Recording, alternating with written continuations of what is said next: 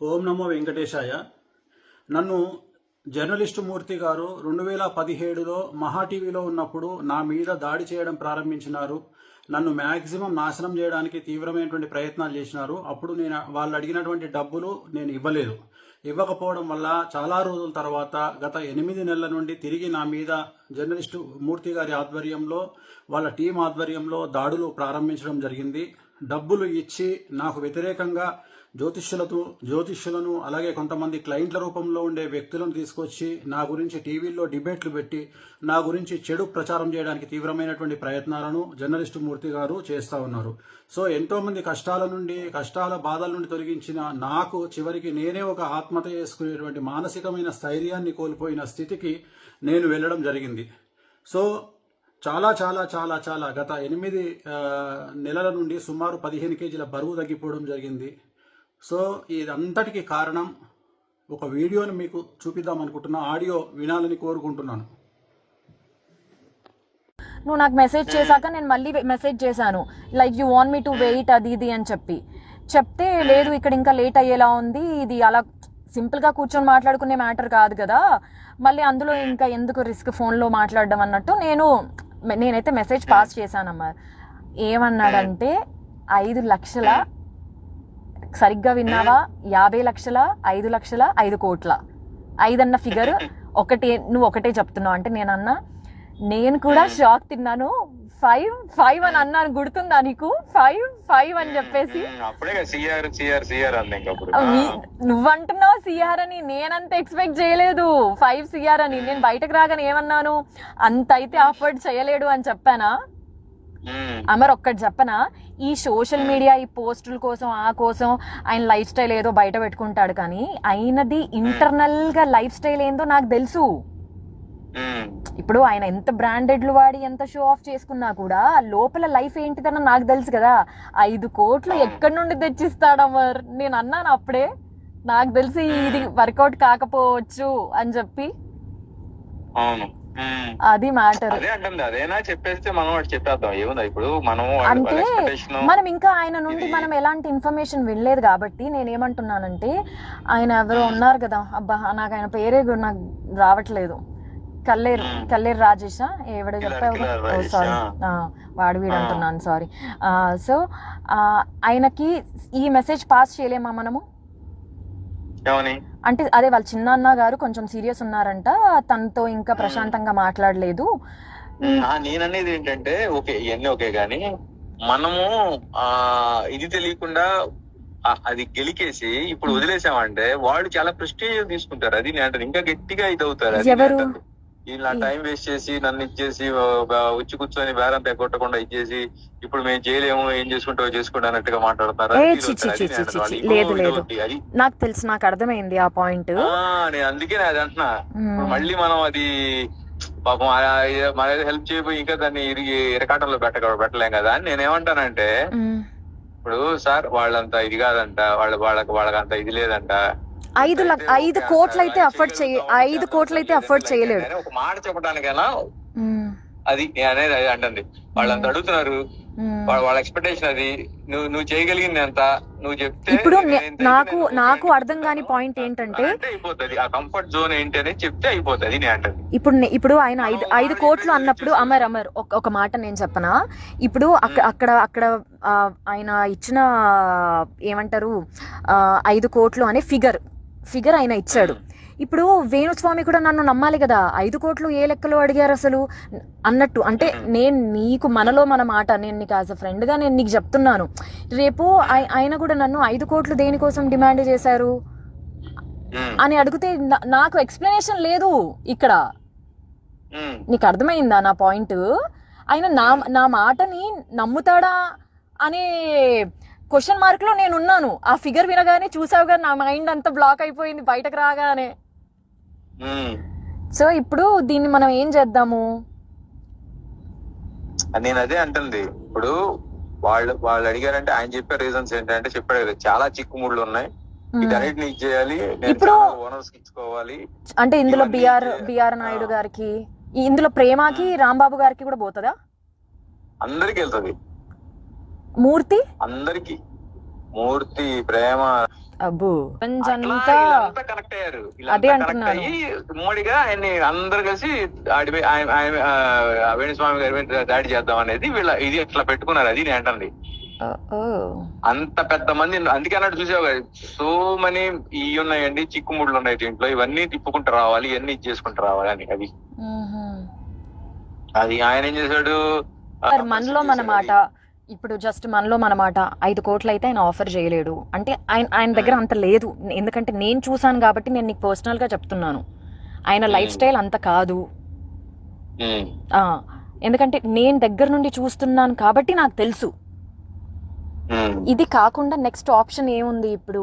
ఈయన ఒకవేళ ఇలా సెటిల్మెంట్ చేసుకోకపోతే లేదండి, నేను ఏదో 50 లక్షల కంటే ఇచ్చిపోలేను, లేదా నేను 1 కోటి రూపాయల కంటే ఇవ్వలేను అని ఏదైనా ఒక మాట చెప్తే నేనేమంటానంటే, మనకేం వద్దు, నువ్వు వద్దు, నేను ఇన్వాల్వ్ అవుతాను అనేది వాళ్ళకు ఒక మాట చెప్పేసాం అనుకో, వాళ్ళకంత ఇదే లేదంటే ఆయన పోటీ చేయలేడంట, ఇది ఆయన రేంజ్ అయితే ఇది, దీంట్లో అయితే ఏమన్నా మీరు చేయగలుగుతారంటే కూర్చుందామండి అని చెప్పేసి మనం స్కిప్ అయిపోవచ్చు. నేను అంటే అది అందుకే ఆయన్ని చెప్పమను, నాకు ఇదే కావాలి, చేయగలను. అదే అంటే అది ఓకే. ఎందుకంటే నేను ఇప్పుడు నన్ను ఇచ్చేసావు, నేను తీసుకెళ్లాను, నీ క్లియర్ గా నేనే ముందు తీసుకెళ్లి లేదు అసలు ఈ విషయంలో చెప్తున్నాను కదా, నీతో పాటు అసలు నన్ను అక్కడ వరకు తీసుకెళ్లడమే I'm very much grateful to you. నేను చెప్తున్నాను కదా. అయ్యో నీ మొహంలే, మనలో మనకి అవన్నీ ఎందుకు లేదు. నేను అసలు నా సంబంధం లేకపోయినా సరే నువ్వు అడిగావని చెప్పేసి నేను దాన్ని అప్పటికప్పుడే పంపించాను. ఏ కంప్లైంట్ ఇచ్చారు ఏంటి అవన్నీ పంపించాను నీకు. నేనే మాట్లాడి ఇది సెటిల్ చేయగలుగుతామండి ఆయనతో మాట్లాడి, ఇలా కాదండి సరే మీరు ఎంత ఇవ్వగలరో ఏం చేస్తారో చెప్పండి, వాళ్ళకి చెప్తాం, వాళ్ళకి ఆ ఫిగర్ నచ్చితే ఇది అవుతాం, లేదంటే నేను నా ఫ్రెండ్ స్కిప్ అయిపోతాం, ఆ తర్వాత మీరు ఏమొస్తుందో అదంతా మీరు చూసుకోండి అని చెప్తే అయిపోతుంది. నేను అంటే అది ఈ విషయంలో మనము అమ్మో అసలు ప్రవీణ్ గారికి చెప్తాం, ప్రవీణ్ గారు ఆయన కన్వే చేసుకుంటాడు, ఏమండి ఆయన 1.5 కోటి కంటే ఇవ్వాలని అంటున్నాడు, 1 కోటి రూపాయల కంటే ఇవ్వని అంటున్నాడు, ఇదండి పరిస్థితి అని అంటే, వాళ్ళు సార్ రమ్మను వచ్చినంత ఏదో ఒకటి వచ్చింది సార్ రమ్మను ఇది అంటే కూర్చుంటారు, లేదంటే వద్దులే మనం చాలా మందికి ఇచ్చుకోవాలి, ఇది చేసుకోవాలి, వర్కౌట్ కాదులే అంటే లైట్ తీసుకుంటారు. అది నేను అంటుంది. ఇందులో ఇందులో మూర్తి కూడా తీసుకుంటాడంటావా? పక్క ఖచ్చితంగా వీళ్ళంతా పంచుకుంటారు కావచ్చు. రాంబాబు 250 రూపాయలు, 300, 500 రూపాయలు ఇవి కూడా వాళ్ళు రాంబాబు తెలుసా. మళ్ళీ ఇలాంటి వాళ్ళకి ఇంత పెద్ద పెద్ద అమౌంట్ చాలా ఎక్కువ కదా మరి. చెప్తున్నా అవి కూడా వాళ్ళు అళ్ళు వదులుతారు. ఇప్పుడు వాళ్ళకి అందరూ వాడు చెప్పే లెక్క ఏంటి, ఆయన చెప్పే లెక్క అందరికి 30-40 ఇచ్చుకుంటూ వెళ్ళాలి, నేను అన్ని వీటన్నిటిని ఇది చేసుకుంటూ వెళ్ళాలి. ఛానల్ హెడ్లకి నేను చిల్లర ఇట్లాంటివి ఇస్తే వాళ్ళు యాక్సెప్ట్ చేయరు. ఛానల్ హెడ్లు అంటే మళ్ళీ వాళ్ళకి గట్టిగా సమర్పించుకోవాలి, అవన్నీ చేయాలని చెప్పేసి ఆయన దీంట్లో ఇది ఉండలే. కానీ మనం ఎంత చేయగలం, ఎంతవరకు చెప్తే దాంట్లో వాళ్ళు చేయగలరా లేదా అనేది చెప్తే అయిపోద్ది అంతే. అంటే నేను రేపు ఆయనకి ఎక్స్ప్లెనేషన్ ఇచ్చుకోవాలి కదా అని. నీకు ఒక చిన్న ఇది ఇస్తాను చూడు, వాళ్ళతో మాట్లాడుకొని వాళ్ళతో డీల్ చేసుకుని అప్పటికి నేను కూడా రానంటే రా మరి నువ్వు లోపలికి రమ్మంటే వచ్చి లోపలికి నేను, అవునా కదా? నువ్వు లేకుండా ఎలా నువ్వు కూడా రా, నువ్వు ఉంటే ఇది ఉంటుందంటే సరే నేను ఇక ఒక ఆడపిల్లని ఒకదాన్ని లోపలికి పంపించాను కరెక్ట్ కాదని చెప్పి బాలు వాళ్ళ కోట్లు వేసేద్దాం, ఆయన ఒకటి చెప్పమను, మనం జస్ట్ కన్వే చేద్దాం ఇదని. వాళ్ళు అది ఓకే అనుకుంటే ఇదవుతారు, లేదంటే మనం జస్ట్ చెప్పగలిగాం, నువ్వు నన్ను స్క్రీన్ షాట్ అదేంటది ఆ కంప్లైంట్ కాపీలు పంపించమన్నా పంపించాను, ఆ తర్వాత ఏదో అనుకున్నాం వర్కౌట్ కలిపి మనం లైట్ తీసుకుంటాం. అది అమ్మో లేదమ్మా లేదు ఇక్కడికి ఎండ్ చేసేద్దాం. నేను బయటకు వచ్చినప్పుడు ఏమన్నాను, ఇప్పుడు కల్పించేసి సో అండి తనే చూస్తుంది అని చెప్పేసి నేను వెళ్ళిపోదాం అనుకున్నా యాక్చువల్ గా.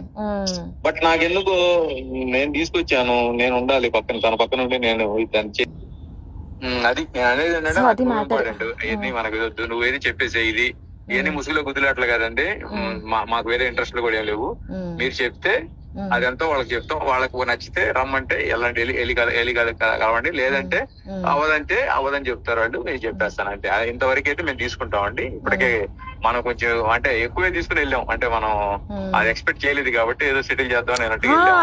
అసలు నాకు మైండ్ బ్లాక్ అయిపోయింది, ఇలా ఉంటాయా సెటిల్మెంట్లు అంటే. వామ్మో నేను ఎక్కడికి వచ్చాను, ఏం జరుగుతుంది నా వెనకాల నాకు అసలు అవన్నీ. ఇప్పుడు నాగేంద్ర వచ్చాడు కదా గైరతాబాద్ ఎమ్మెల్యే, అవునవును ఎమ్మెల్యే ఇప్పుడు చెరువులో ఏదో ఇది కట్టాడని చెప్పేసి ఇప్పుడు ఈ హైడ్రా అని చెప్పి నడుస్తుంది ఇప్పుడు, రంగనాథ్ అని చెప్పేసి కమిషనర్. ఇప్పుడు ఆ అక్రమ కట్టడాలు మొత్తం కూల్స్తున్నాడు అనమాట, వీటిలో కట్టినవన్నీ. ఓకే సో ఓకే దాంట్లో వాళ్ళిద్దరికి పెద్ద ఇష్యూ అయింది. ఇప్పుడు అది అక్కడ సెటిల్మెంట్ అవుతుంది ఇప్పుడు. అందుకని జస్ట్ ఎస్సా నోనా లేదంటే స్టిల్ వెయిట్ చేద్దాం, ఇంకా ఏదైనా మాట్లాడాలని ఉంది అని అంటే నువ్వు మెసేజ్ చేయి చాలు నాకు. నేను వీడియో చూశారు కదండి. ఆ ఆడియోలో మాట్లాడింది జర్నలిస్ట్ అమర్ గారు. అతను తెలియని వాళ్ళు ఎవరు లేరు. వీరు సీనియర్ జర్నలిస్ట్ అమర్ గారు కాదండి, ఇతను జూనియర్. మూర్తి గారి అనుచరుడు. ఇతను TV5 మహా టీవీ అన్నిట్లోనూ పనిచేశాడు. ఇప్పుడు ఎక్కడ చేస్తున్నాడు ఒకటి తెలియదు, ఛానల్లో ఉన్నాడు, జర్నలిస్ట్ అనమాట. సో ఒక జ్యోతిష్కుడికి 5 కోట్లు ఇవ్వమని మమ్మల్ని వారం రోజుల నుంచి మాకు మనశ్శాంతులు లేవు, నేను డల్ అయిపోతే ఇంట్లో వాళ్ళు డల్ అయిపోతారని ఎక్కడికి బలవంతంగా యాక్టివ్గా ఉన్నాను. ఇద్దామంటే 5 కోట్లు అంటే మాట్లాడండి. నా బంగారం, నా కూతురు బంగారం కూడా అమ్మినా దాంట్లో 5% కూడా రాదండి. ఆఖరికి సూసైడ్ కూడా చేసేసుకుందాం అనుకున్నాను. కాకపోతే సూసైడ్ చేసుకుంటే వీళ్ళు ఎలా క్రియేట్ చేస్తారు తెలుసా? వేణుస్వామి మీద వచ్చిన వాటిని తట్టుకోలేక ఆత్మహత్య చేసుకున్న వీణా శ్రీవాణి అని వేసేస్తారు. నా చావు అలా వృధాగా పోకూడదు. ఈ వీడియో, ఈ ఆడియో బయటకు లీక్ అయిన తర్వాత మాకు ఎలాగో థ్రెట్ ఉంటుంది. వాళ్ళు మమ్మల్ని ఎలాగో చంపేస్తారు. ఆ చంపేసేదేదో వీళ్ళు ఇలాంటి వాళ్ళు అని బయట పెట్టి ఇంకెవరు మా వల్ల ఒక ఇద్దరైనా సరే ఈ బ్లాక్ మెయిల్స్ దీంట్లోంచి, ఇది ఇండైరెక్ట్ మర్డర్ అండి. ఇండైరెక్ట్ మర్డర్ తెలుసా? 5 కోట్లు కట్టలేక పరువు కోసము చచ్చిపోతే ఎవరండి బాధ్యులు? ఎవరు బాధ్యులు?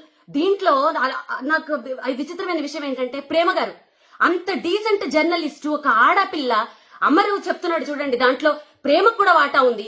రాంబాబు గారు, TV5 రాంబాబు గారు ప్రతిరోజు నాకు మెసేజ్ పెడతాడు, ఆయనకు కూడా వాటా ఉంది, ఇంకెవరెవరికో వాటాలు ఉన్నాయి అని చెప్తుంటే నా ఫ్యూజులు ఎగిరిపోయాయండి.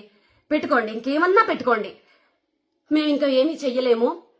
ఇది మా మరణ వాంగ్మూలం అనుకోండి, ఏమన్నా అనుకోండి.